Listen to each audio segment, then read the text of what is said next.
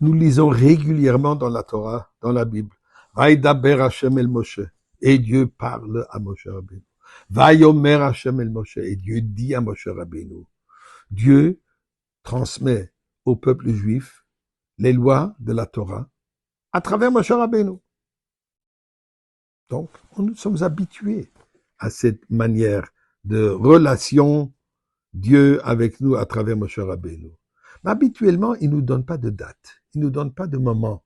Quand est-ce que cette discussion a eu lieu? Sauf dans la paracha de cette semaine, parachat Achré, la Torah commence en disant Vaïdaber Hashem el Moshe, et Dieu parle à Moshe, Acharé Mot, après la disparition, après le décès, Shne bene Aaron, des deux fils d'Aaron, s'appelait Nadav Avihu.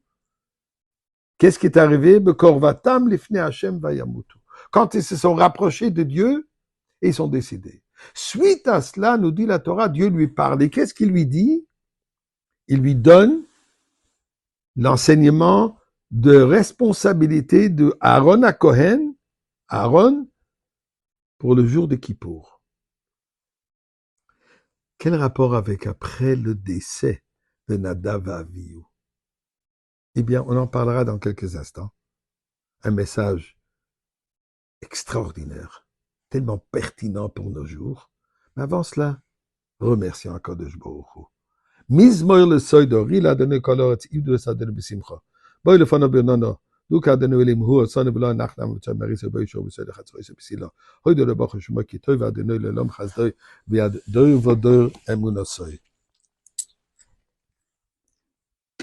Donnons de la tzedaka, mes chers amis, et voici l'enseignement que le rabbi en parle à plusieurs reprises, discuté longuement dans la Chassidoute.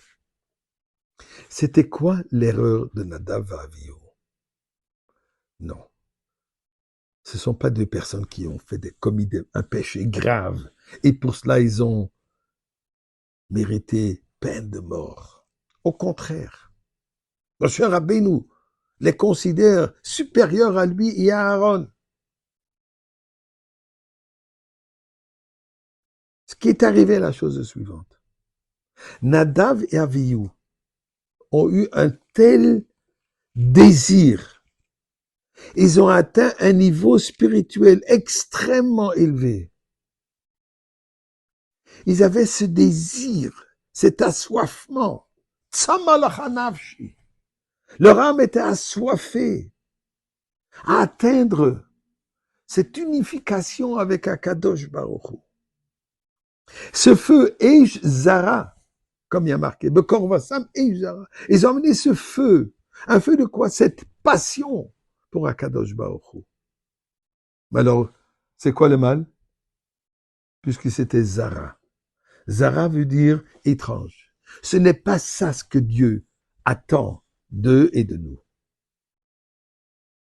Chassidut, la Kabbalah, on parle régulièrement du concept de Ratzo Veshuv. Le rapprochement, cette passion s'attirant vers le haut, mais en même temps, Shuv, le retour. L'amida que nous disons tous les jours, 3 fois par jour. On a les pieds fermés, on ne bouge pas. On est complètement détaché, éloigné de tout ce qui se passe autour de nous.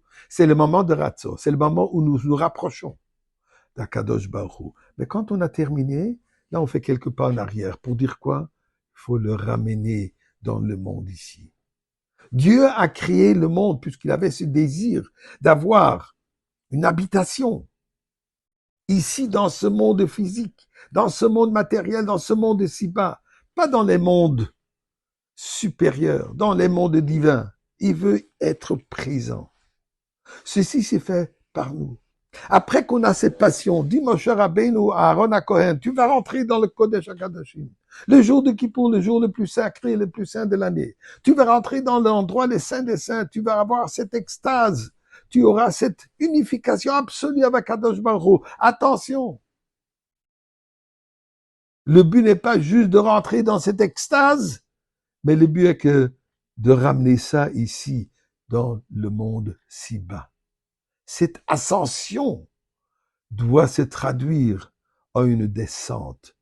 Pas chas v'shalom une descente des niveaux, mais une descente où nous attirons cette lumière divine, cette énergie divine dans notre comportement de tous les jours. Comment on parle au prochain? Comment on relie au prochain? Comment on fait notre prière? Qu'est-ce que nous mangeons?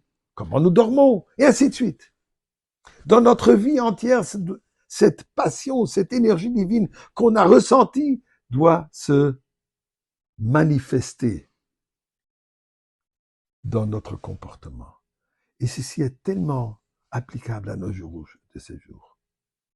Le feu, wow, nous envoyons du feu, le feu de dévoilement divin. Ces miracles, tout ça, c'est ces miracles divins, ce feu divin qui se dévoile, qui s'est dévoilé dernièrement. À nous de prendre ce dévoilement et vivre avec. Et de cette manière, nous allons amener le Beth Amikdash en feu dans ce monde matériel aujourd'hui, Bezrat Hashem.